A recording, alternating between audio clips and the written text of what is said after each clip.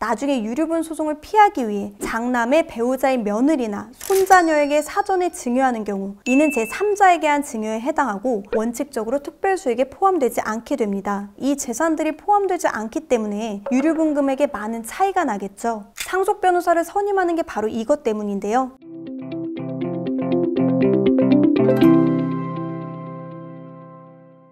안녕하세요. 상속 전문 변호사 유지은입니다. 상속 재산을 나누거나 유류분을 계산할 때 금액에 많은 영향을 주는 게 바로 특별수익인데요. 특별수익이란 간단하게 말해 망인 사망 전 상속인들이 사전에 미리 받아간 재산을 말합니다. 이 특별수익에 대한 내용은 제가 다른 영상에서 설명드린 바 있으니 잘 모르시는 분들이라면 상단의 영상 참고하시고 오늘은 이 특별수익의 입증에 대한 내용에 대해 조금 더 자세히 설명드리는 시간을 갖도록 하겠습니다.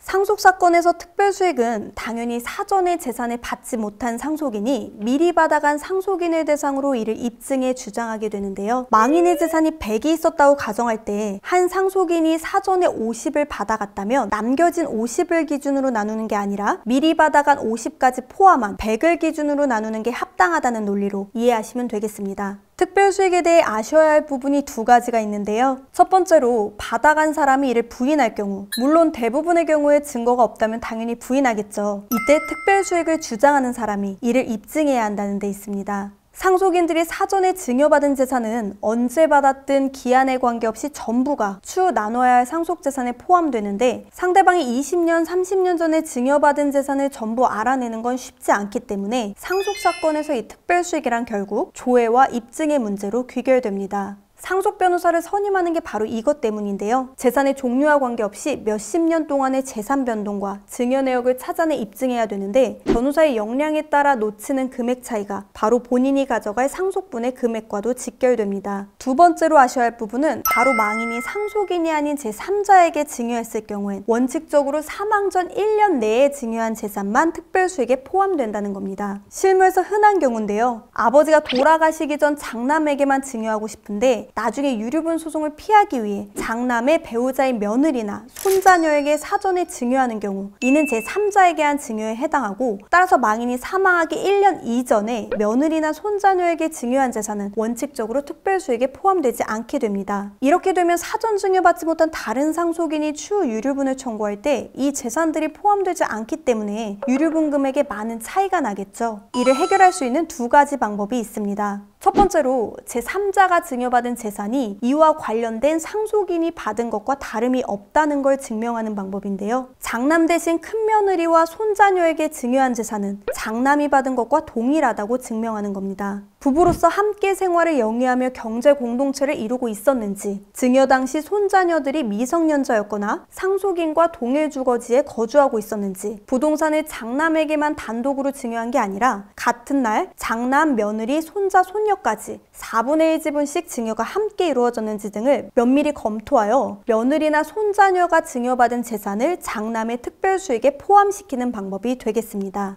두 번째로는 이 제3자 증여에서도 증여 당사자 쌍방이 유류분권자에게 손해를 미칠 걸 알면서도 증여한 경우엔 망인이 사망하기 1년 전에 증여한 재산도 특별수익에 포함시키고 있는데요. 따라서 증여 당시 증여 당사자들의 악의를 입증해 기간 제한 없이 오래전에 증여한 재산도 특별수익에 포함시킬 수 있도록 하는 방법이 있습니다. 예를 들면 망인이 경제력이 전혀 없음에도 사망하기 몇 년 전 전 재산을 며느리에게만 증여한 경우와 같이 망인의 재산 상태와 증여 당시의 정황, 그리고 증여 후에 남겨진 상속재산 등을 고려해 악의를 입증하는 방법입니다. 설명드린 두 가지 방법 모두 증여받은 당사자의 상황이 사람마다 다르고 당연히 각 상황에 따라 이를 입증하는 방법이 달라져야 하기 때문에 모든 상황에 맞는 방법을 이 영상 하나로 설명드릴 수는 없습니다. 다만 제가 진행했던 사건들 판결문을 이해를 돕기 위해 가져와 봤는데요. 오늘 설명드린 조회와 입증을 완벽히 진행했다면 이 판결문과 같이 다른 상속인의 가족들이 받은, 즉 제3자 증여된 재산도 충분히 특별수익으로 포함시킬 수 있다는 점을 참고하시면 되겠습니다.